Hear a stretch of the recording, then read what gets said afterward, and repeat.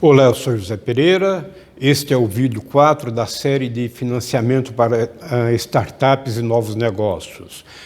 Nós vamos conversar, vamos trocar ideia, vou passar informações sobre a utilização de recursos próprios, recursos dos sócios e também recursos provenientes de instituições financeiras. São informações importantes para uma empresa que está iniciando suas atividades e que, na maioria dos casos, a pequena e a média empresa ela tem dificuldade de obtenção de recursos.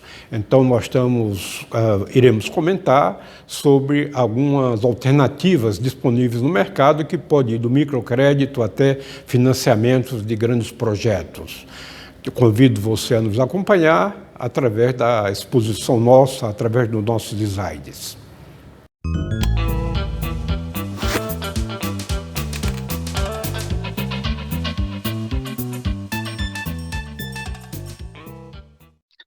Este é o vídeo 4 que fala sobre recursos de sócios e bancos. Este vídeo é parte da nossa série Financiamento para Startups e Novos Negócios. O vídeo 1 apresentou Startup, Sonho e Realidade. O vídeo 2 apresentou Investir em um Novo Negócio. O vídeo 3 apresentou o tema Informações para Financiadores. O presente vídeo, o vídeo 4, vai tratar sobre recursos provenientes de sócios e de instituições financeiras para financiar as aplicações, os investimentos nos ativos operacionais. E o vídeo 5 irá tratar sobre recursos provenientes de investidores. Então, em termos de recursos de sócios e bancos, precisamos destacar inicialmente que os recursos de sócios se refere para aquilo que a gente chama de capital próprio, e os recursos provenientes de bancos a gente chama de dívidas com instituições financeiras, né? Vimos em outros vídeos, especialmente no vídeo 2, que a empresa tem ativos operacionais. Os ativos operacionais são compostos do ativo circulante operacional e menos o passivo circulante operacional, né? Esses dois itens compõem o chamado capital de giro operacional líquido, que no exemplo totaliza 60.542. Em seguida, temos o imobilizado 198.096 e o intangível, que é zero, mas que mantemos ele em destaque para lembrar da possibilidade da existência desse item dentro da composição dos ativos operacionais de uma empresa. Portanto, o ativo operacional líquido, 258.638. São dados de uma empresa hipotética para que a gente possa estar utilizando e ilustrando os conceitos que são apresentados à medida que for sendo necessário. Então, vamos iniciar falando das aplicações de recursos. Conforme já mencionamos, as aplicações de recursos são em ativos operacionais que totalizaram 258.638 e cujo detalhamento já foi apresentado no vídeo 2, né? Temos a parte do capital de giro de 60.542, também comentamos muito rapidamente no slide anterior. A parte do imobilizado de 198.096. Então, as fontes de recursos para financiar essa necessidade de aplicação de caráter operacional de 258.638. Então, as fontes serão recursos dos sócios, né, investimento inicial dos sócios, mais o lucro, e também recursos de instituições financeiras. São esses dois grupos de fontes de recursos que iremos trabalhar, que iremos apresentá-los neste vídeo. O próximo vídeo irá falar dos investidores, né, investidores de capital de risco. Então, vamos complementar essas informações iniciais, dizendo que o retorno sobre os ativos, né, o ROA, o ROI, é um referencial, ele constitui um parâmetro para avaliar o capital que está sendo investido na empresa. Por outro lado, os recursos, né, as fontes do lado do passivo, elas apresentam custo. Então, o custo capital, na realidade, é o chamado, aquilo que se conhece como WACC, é o custo médio ponderado de capital. Com isso, queremos destacar que o retorno sobre os ativos deve sempre ser superior ao custo médio ponderado do capital. Então, vamos trabalhando esses itens para que a gente possa ir assimilando isso de uma forma tranquila. Os recursos dos sócios, portanto, são compostos pelo capital integralizado, pelo dinheiro que os sócios colocaram dentro da empresa e também pelos lucros retidos. Os lucros que a empresa gera os lucros gerados pela empresa, eles podem ser retidos na empresa ou podem ser distribuídos para os sócios, né? Então, o lucro retido mais o capital integralizado, isso constitui normalmente o chamado recursos próprios. Os recursos próprios, portanto, eles constituem algo importante, né, que é exatamente o envolvimento financeiro do sócio, dos acionistas com a empresa. Vamos tecer alguns comentários, né? Então, o dinheiro para a abertura de uma empresa. Este é um primeiro ponto apenas para a gente ir contextualizando e compreendendo esse processo de financiamento das necessidades de recursos de uma empresa. O dinheiro, portanto, dos sócios pode advir de poupança dos sócios, né? De recursos que eles tenham, recursos financeiros, e também de patrimônio dos sócios, poupança, recursos, patrimônio, entendendo isso como possibilidades que ele tenha, que o sócio tenha de converter bens em dinheiro para que ele possa colocar esse recurso na empresa. As empresas que estão iniciando, é provável que a maioria das empresas que estejam iniciando, que elas tenham carências de recursos, né? Então, além da poupança do dinheiro que os sócios possam ter, das suas reservas, eles podem estar buscando endividamento, vamos chamar de endividamento informal. Esse endividamento informal está relacionado a recursos, dinheiro emprestado que o sócio pode obter junto aos seus parentes, junto aos amigos, junto a emprestadores informais de dinheiro, por exemplo. De um modo geral, a empresa que está iniciando suas atividades, ela tende a ter uma limitação de crédito devido a duas coisas básicas. A primeira é a ausência de garantia para fornecer aos credores, às instituições financeiras. Então, isso aí pode se constituir numa dificuldade. O segundo ponto que pesa para o empresário que está iniciando sua atividade são a falta de informações financeiras, né? A falta de um histórico da empresa para que ele possa mostrar aos credores e, com isso, passar um pouco de segurança sobre sua capacidade futura de pagamento. É importante destacar que um ponto relevante são o desejo dos proprietários no longo prazo. Quando a gente fala de empresa, de investimento, de empreendedorismo, a gente sempre tem, a gente tende, pelo menos, a ter uma percepção de que o desejo do empresário seja de crescer, de se tornar de que a sua empresa se torne uma grande empresa. Isso pode acontecer e acontece em muitas situações. Por outro lado, existem empresários que pretendem buscar uma congruência entre a sua vida e os seus negócios. Então, ele não pretende um desenvolvimento muito grande, ele pretende manter a sua empresa dentro do nível de atividade que lhe permita manter um padrão de vida e que ele possa não estar envolvido com grandes preocupações de quadros grandes de funcionários, de problemas mais complexos para estar gerindo. Não estou entrando no mérito se isso está certo ou errado, mas apenas destacando essa possibilidade. Então, o retorno esperado de uma empresa e o custo do capital de terceiros. Então, quando alguém inicia uma empresa, ele espera obter um certo lucro, ou pode esperar obter um certo lucro. Às vezes ele não tem essa dimensão, esse referencial calculado com muita precisão, especialmente a empresa pequena. E, ao mesmo tempo, ele precisa obter dinheiro, e esse dinheiro que ele vai obter, ele tem um custo, né, que é a remuneração que será paga ao fornecedor desses fundos. Vamos evoluir, né? Então, os recursos de instituições financeiras. Vamos falar um pouco sobre essa fonte de recursos, sobre esse grupo de fornecedores de recursos.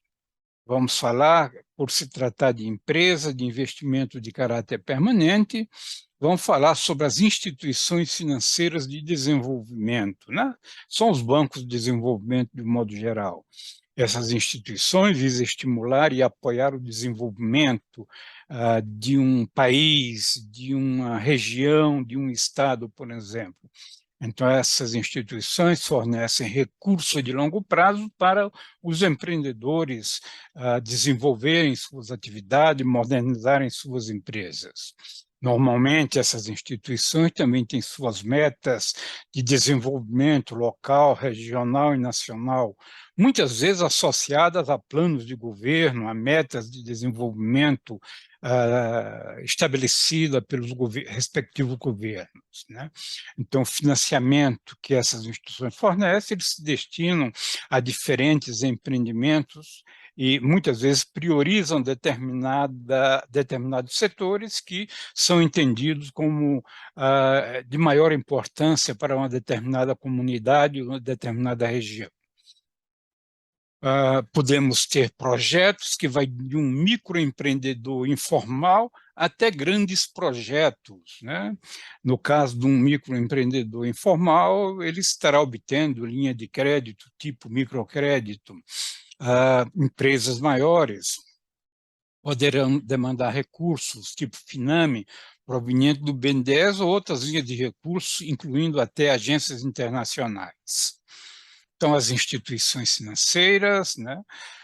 Instituições financeiras de desenvolvimento, nós temos no Brasil as instituições federais, compostas pelo BNDES, pelo Banco do Nordeste do Brasil, Banco da Amazônia, Banco Regional do Extremo Sul, FINEP, são alguns dos exemplos.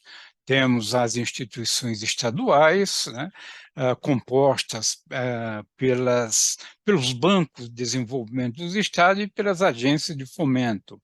Exemplo da Desenvolve SP de São Paulo, do Bandes do Espírito Santo, para citar dois exemplos. Temos ainda bancos públicos que, mesmo não sendo tipicamente bancos de desenvolvimento, como o Banco do Brasil e a Caixa Econômica Federal, eles também oferecem linhas de crédito para empresa, para negócio e também para o chamado crédito rural. Os bancos privados, as cooperativas de crédito e as fintechs, elas também podem operar como repassadora de recursos para investimento de longo prazo. Então, o repassador ele recebe o recurso da instituição financeira que que oferece recursos, no caso, como exemplo, o BNDES, e ele avalia os projetos das empresas e repassa esse projeto. Temos ainda as agências internacionais, tipo Banco Mundial, para citar apenas um exemplo. Então, este é o contexto, é um overview, né, algo bem rápido, que falamos sobre as instituições financeiras de desenvolvimento. O BNDES, por exemplo, ele adota parâmetros para a classificação da empresa, essa classificação segundo o porte e o tamanho da empresa. É importante que você, empresário, que demanda recursos de bancos de desenvolvimento, que você saiba que existem linhas específicas de recurso que podem estar associadas ao porte de sua empresa, à sua atividade, por exemplo. De uma forma mais geral, os bancos, o BNDES utiliza para classificar empresas em 4 grupos, segundo o tamanho: a microempresa, cujo faturamento, a receita operacional bruta anual, seja menor ou igual a R$ 360 mil. Uma pequena empresa, ela deve ter um faturamento, uma receita bruta anual maior que 360 mil e menor do que 4.800.000. A empresa média deve ter um faturamento maior que 4.800.000 e menor do que 300 milhões. E a grande empresa, ela precisa, para se enquadrar neste perfil, ter um faturamento superior a 300 milhões. Isso são referenciais, linhas gerais, vamos dizer assim, mas que serão de grande utilidade para acompanharmos o nosso vídeo e para alguns parâmetros que serão apresentados tanto neste vídeo quanto no próximo. O microcrédito agora retomando o foco na pequena empresa, no pequeno negócio, né? Recursos para pequenos empreendedores, microcrédito, né? São recursos também provenientes de instituições financeiras. A história do microcrédito está associada a Muhammad Yunus, na Índia. Ele é considerado o pai do microcrédito. Ele ganhou o Prêmio Nobel da Paz em 2006, a partir de suas teorias e seus modelos sobre microcrédito. No Brasil, pequenos créditos para empreendedores, né? Esses pequenos créditos para empreendedores, o chamado de microcrédito, eles são regulados pela resolução 4.854 do Conselho Monetário Nacional. Essa resolução é de setembro de 2020.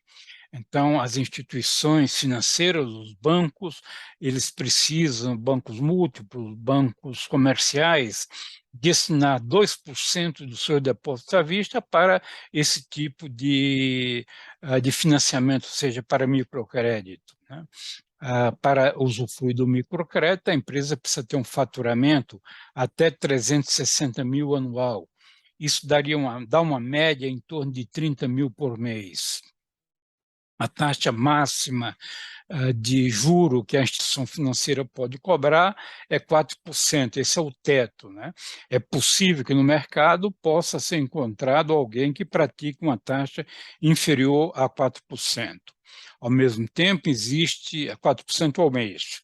Ao mesmo tempo, existe uma taxa de abertura de crédito correspondendo a 3% do valor da linha de crédito que foi aberta e do crédito que foi concedido. O prazo deve ser igual ou superior a 120 dias, normalmente. Os negócios a serem financiados podem ser tanto negócios de atividades formais quanto pequenos negócios caseiros de atividades informais. O objetivo é, portanto, ser um facilitador para melhorar a qualidade de vida de uma certa camada da população que tem um espírito empreendedor e que, às vezes, precisa de um pouco volume de recurso para iniciar a sua atividade.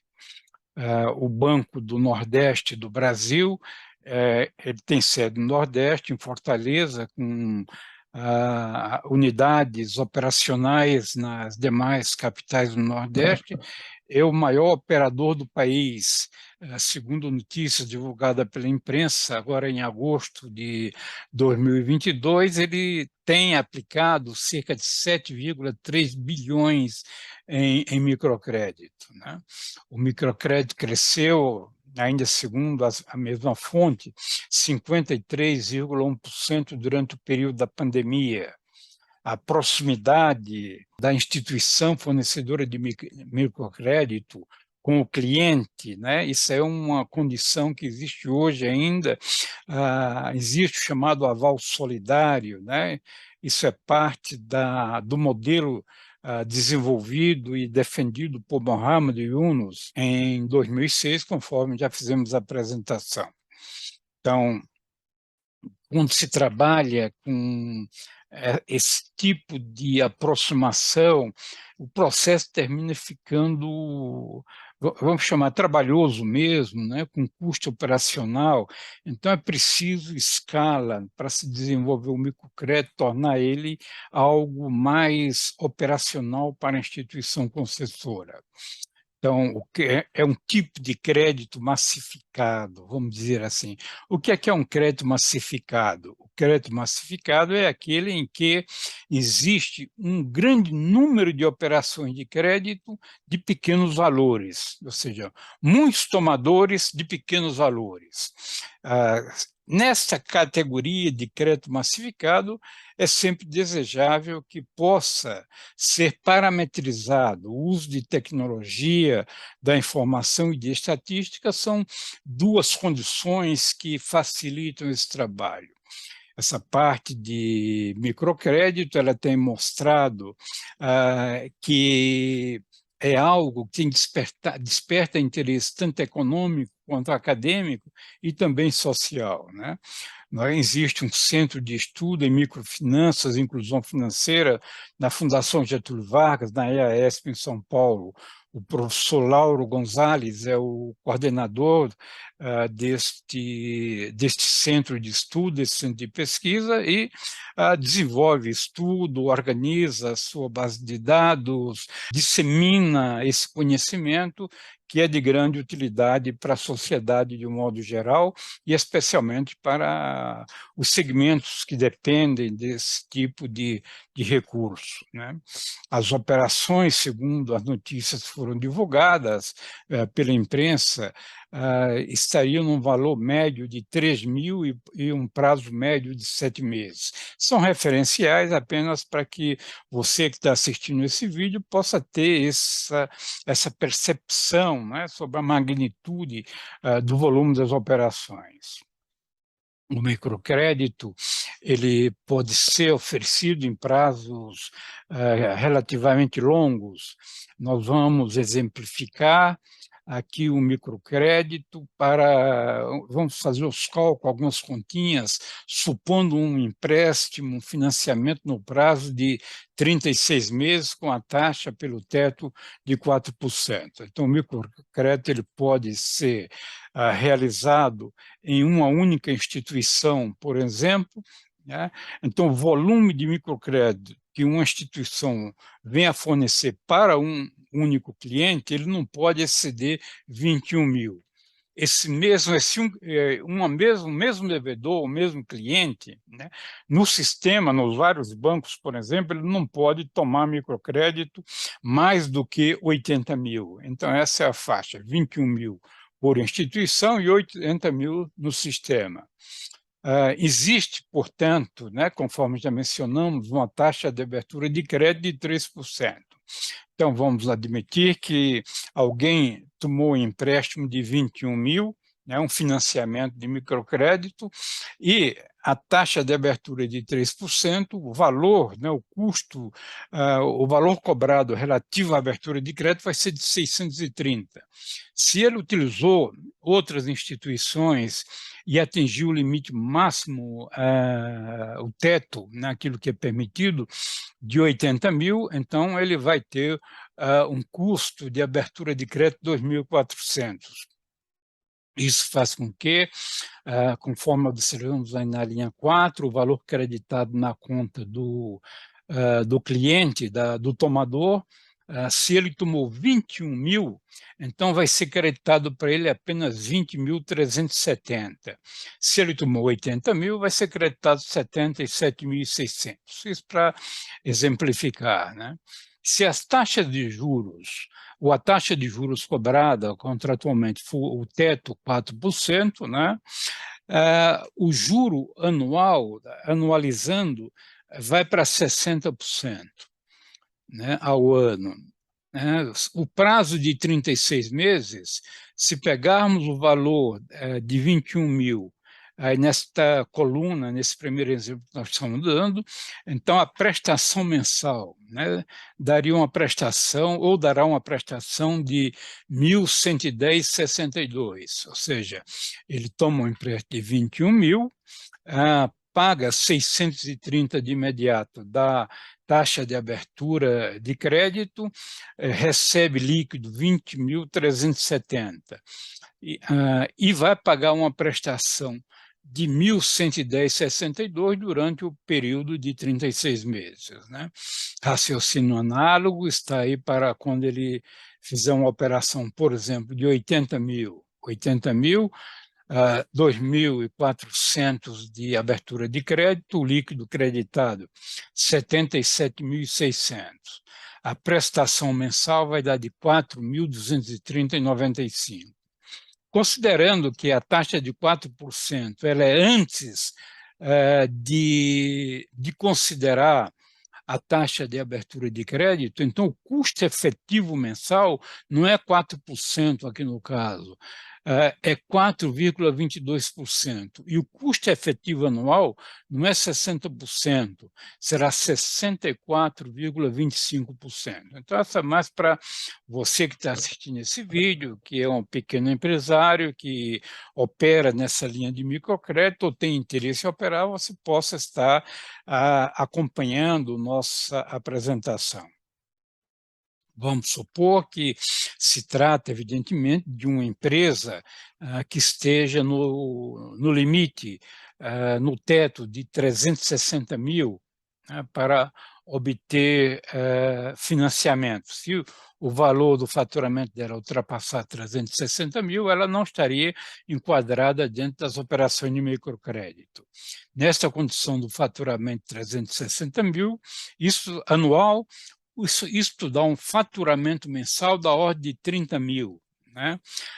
Alguém que fatura por mês 30 mil, pagar uma prestação de 4.230,95, né? Isso vai corresponder a 14,1% do faturamento mensal. Note que é um comprometimento de recurso relativamente alto.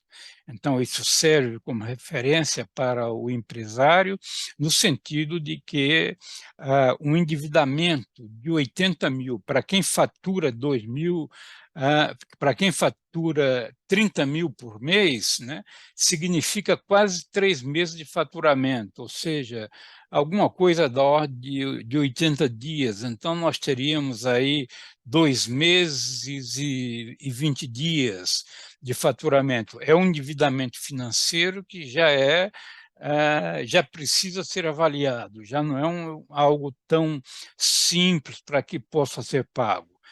Vai depender, evidentemente, da margem que a empresa pratique, da sua capacidade de gerar fluxo de caixa líquido para que a empresa possa honrar os seus compromissos, não só esse compromisso financeiro, como mais compromissos de natureza operacional. Então, vamos avançar. Nós obtivemos, tabulamos aqui algumas possibilidades de crédito. Né?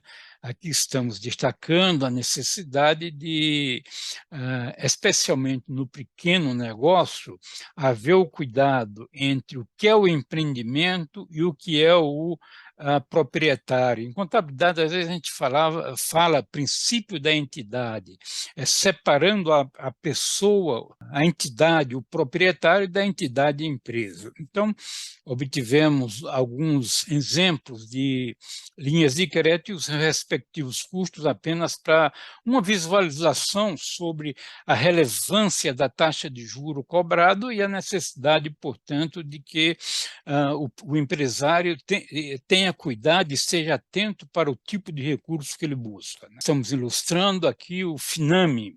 No próprio site do BNDES, ele mostra um exemplo de uma operação de longo prazo a um custo de 11,9% no exemplo. Pode ser que tenha pequenas diferenças com o tempo, alguma coisa, tal, mas isso aí já nos dá uma primeira referência. 11,9%, uma taxa anual assim bastante atrativa para a realidade brasileira. Vimos no site do Banco Central, na mesma época, que tinha um determinado local no Brasil em que o custo do cheque especial era de 18,7%. Então, isso é um pouco acima. Note que esse cheque especial a esse preço, que era o mais barato, não é algo trivial, não é algo que possa ser encontrado e utilizado com facilidade. Mas a gente está querendo mostrar uma escala crescente de custo de dinheiro. Vimos o microcrédito também de um custo efetivo de 64,3%, conforme mencionamos e esclarecemos, explicamos, vamos dizer assim, no slide anterior. Né? Em termos de cartão de crédito, né? O parcelamento de uma fatura de crédito, observamos um caso específico de um determinado cartão de crédito, um custo anual de 166%, né? Para faturar o cartão de crédito, para parcelar o cartão de crédito. Vimos também o cheque especial, né, no Banco Central, mais caro, que aparecia no site do Banco Central, o custo anual de 178,6%. Cartão de crédito para compras parceladas, 231,0%, e cartão de crédito para financiamento de compras, 421%. Então, uma escala de custo de dinheiro é bastante interessante para você observar e para você ficar atento na hora de tomar uma decisão de uso de recursos de terceiros, né? Vamos analisar, repetindo a tabela, destacamos alguns pontos a serem considerados, especialmente para os pequenos negócios, para o pequeno empresário, né? Então, recomenda sempre que ele pesquise as melhores taxas disponíveis e aquelas que estiveram ao alcance, que às vezes pode ser que tenha taxa muito boa, mas que não consegue acesso a esse tipo de recurso, né? Então, é importante que ele esteja buscando as instituições financeiras de desenvolvimento, os bancos com os quais ele trabalha, cooperativas de crédito, fintech, buscando, evidentemente, a alternativa que seja de sua conveniência. A gente sempre diz para ele evitar cheque especial. Mais uma vez, cabe destacar que no pequeno empreendimento, nem sempre é fácil para o empresário separar a pessoa física da pessoa jurídica, né? A lógica, a racionalidade, os princípios de contabilidade, as técnicas de finanças, a gente manda separar isso. Agora, quando o negócio é muito pequeno, a atividade empresarial, é o microempreendedor, às vezes ele não tem como separar, porque o espaço que ele usa para desenvolver a sua atividade é a própria casa dele, né? Os recursos, ele pode estar fornecendo refeições a partir do arroz que ele comprou para a sua família e usar para a alimentação da própria família o arroz que ele comprou para preparar as refeições para venda, por exemplo, né? Então, ele deve usar o cartão de crédito, né, ao máximo, contanto que ele possa pagar dentro do próprio mês, né? Se ele usar o cartão de crédito, não financia parte da fatura, porque o custo tende a ser alto, né?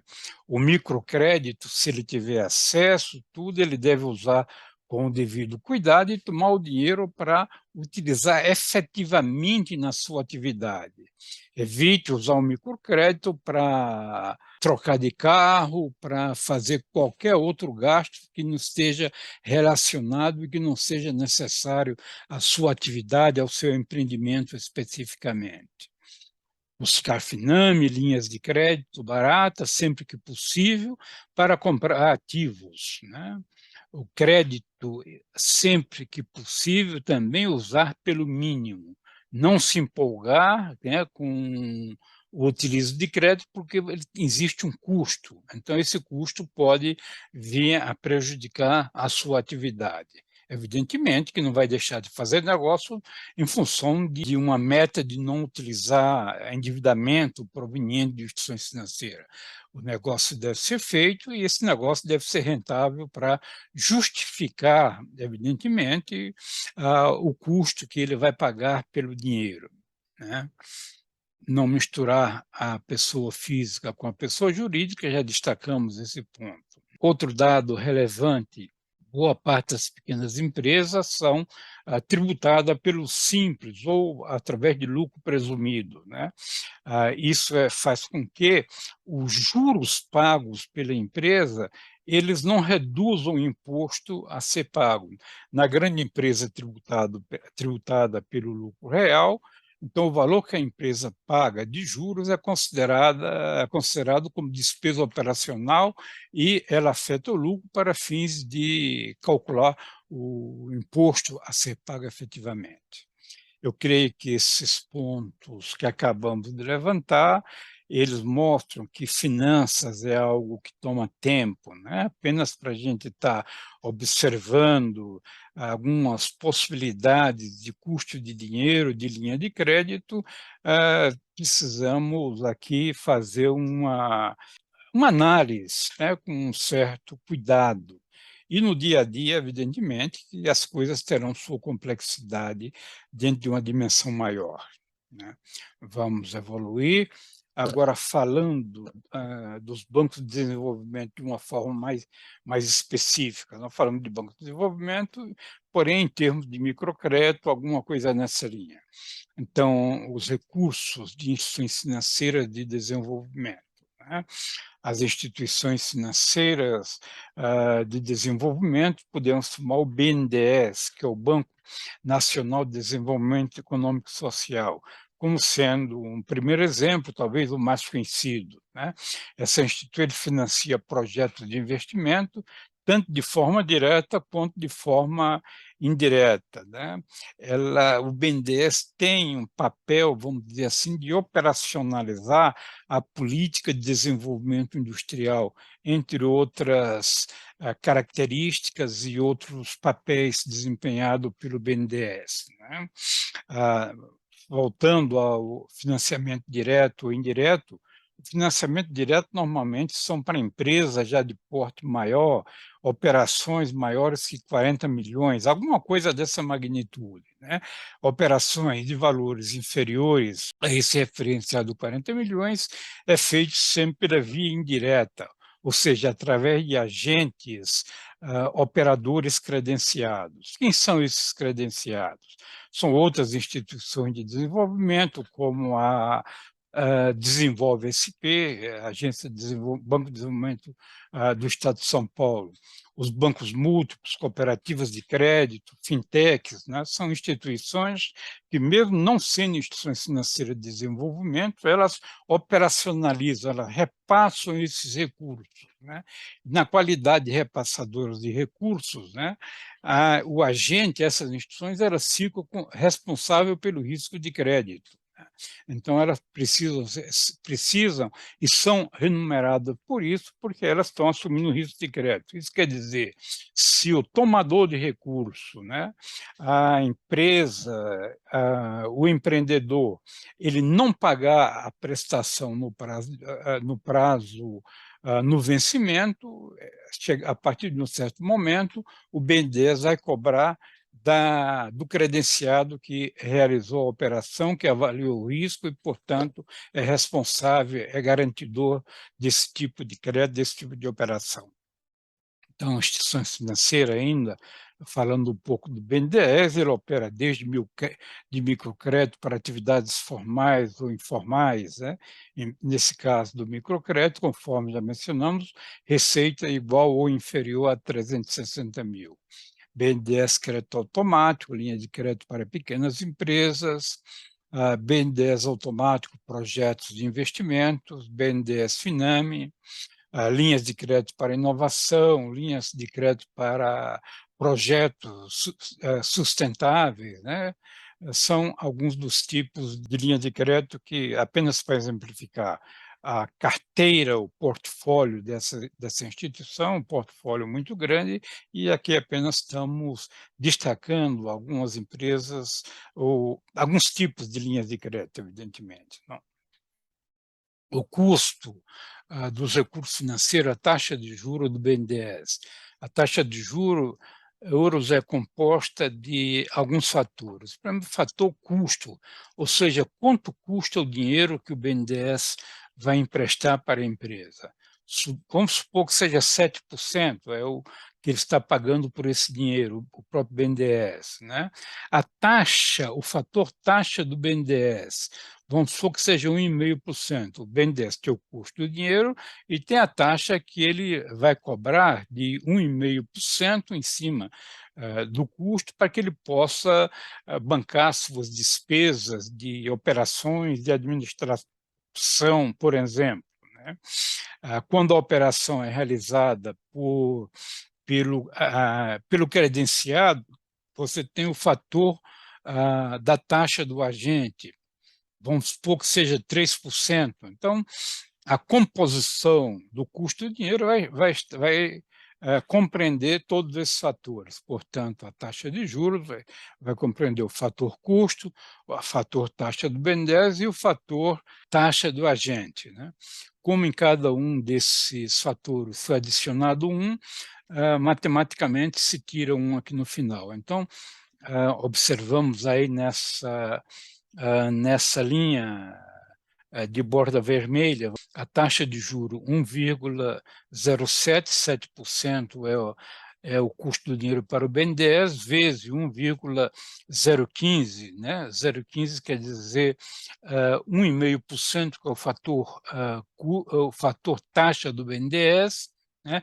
Vezes 1,03, que é o fator taxa do agente, né? Menos 1, que vai dar 11,86% ao ano.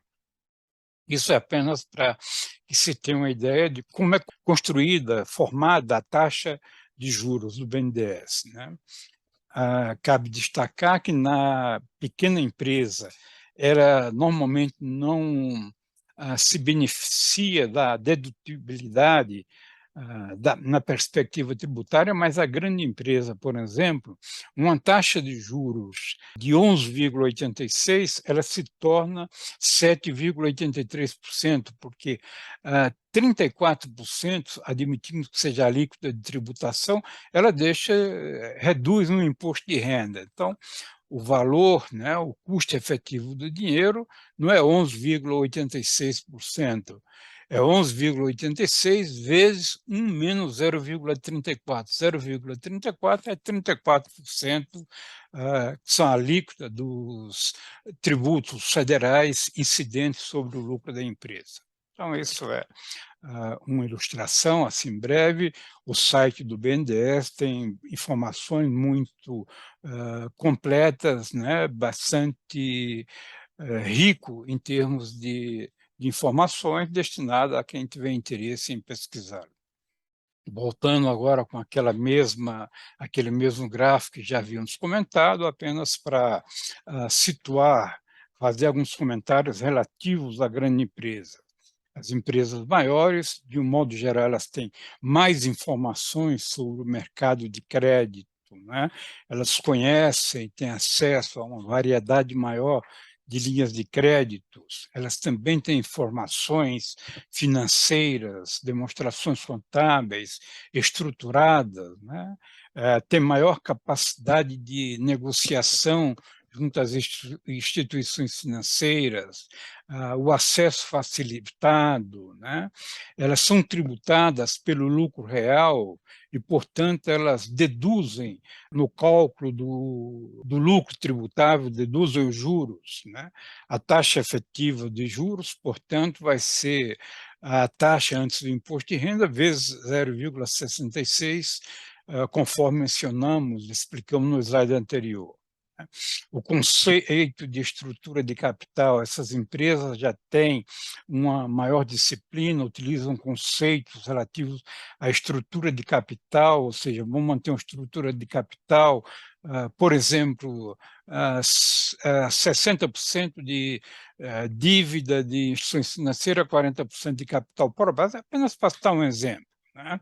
Tem também a clareza para ela de quanto custa em dinheiro, o custo médio ponderado do capital. Aqui reforçamos também que finanças também na grande empresa toma tempo, né? É algo bastante relevante, portanto, a empresa da busca de otimização do seu resultado deve dar atenção para o custo do dinheiro que ela está utilizando. Então, vamos evoluir. Neste sentido, vamos fazer uma comparação entre a dívida versus o capital próprio, né? Então, estamos comparando essas duas fontes, né? O capital próprio com a dívida, apenas algumas características. De certo modo, essas características são intuitivas, mas vale a pena acompanharmos juntos aqui. Então, a primeira coisa é o prazo, né? Na dívida proveniente de instituição financeira, o dinheiro fornecido pela instituição financeira, ele deve ser pago numa determinada data, sempre há um vencimento especificado no contrato. Por outro lado, o capital sócio, o dinheiro que o dono, o sócio coloca dentro da empresa, ele não tem prazo para tirar esse dinheiro. Aliás, em tese, esse dinheiro vai ficar investido e não retorna ao bolso do proprietário.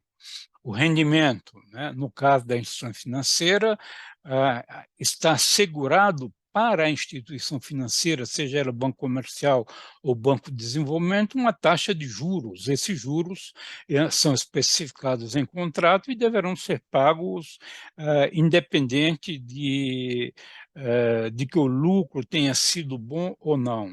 Por outro lado, o capital próprio da empresa, o recurso do sócio, a remuneração, o rendimento dele vai ser o quê? O lucro, e esse lucro depende do desempenho da empresa. Enquanto o juro do credor, do financiador, da instituição financeira, ele é assegurado, é garantido contratualmente, o lucro do empresário não existe garantia. Ele vai depender, portanto, né, reafirmando, do desempenho da empresa, que depende de uma série de fatores, incluindo fatores de ordem macroeconômica. As garantias são outro ponto para a gente estar visualizando. Numa dívida que a empresa contrai junto a uma instituição financeira, essa instituição financeira tende a pedir garantias reais, especialmente quando se trata de crédito de longo prazo de valores relevantes, vamos dizer assim. Garantia real pode ser uma hipoteca, um penhor, alguma coisa nessa linha. Ou garantia pessoais, né? As garantias pessoais são o aval, a fiança, garantias nessa linha. Enquanto que o capital colocado pelo sócio não tem garantia nenhuma, ou seja, o sócio, se os negócios não forem bem e a empresa quebrar, ele, em tese, perde e ainda tem que responder perante terceiro por uma série de possíveis responsabilidades. A gestão da empresa é outro ponto a destacarmos, é outro ponto relevante. Normalmente, os financiadores, os bancos, não participam na gestão da empresa, né? Particularmente conheço situações específicas em que empresas que estavam passando por processo de deterioração financeira, de crise, negociaram com os bancos, ou os bancos colocaram administradores lá dentro das empresas para que eles pudessem tentar recuperar a empresa. E, em alguns casos, esses administradores não conseguiram recuperar as empresas e ainda a instituição financeira foi acionada na justiça porque teria ela, como credora, teria interferido na gestão da empresa e gerado problemas, piorado a situação, alguma coisa. Estou citando exemplos apenas para ilustrar, não estou trazendo cases. Então, no caso do capital próprio, então a gestão da empresa normalmente é feita pelos seus sócios, proprietários ou por administradores, gerentes nomeados, indicados e remunerados para desenvolver essas atividades, né? O foco, por sua vez, da instituição financeira, relacionada à dívida financeira, evidentemente, está associado à capacidade de pagamento, né?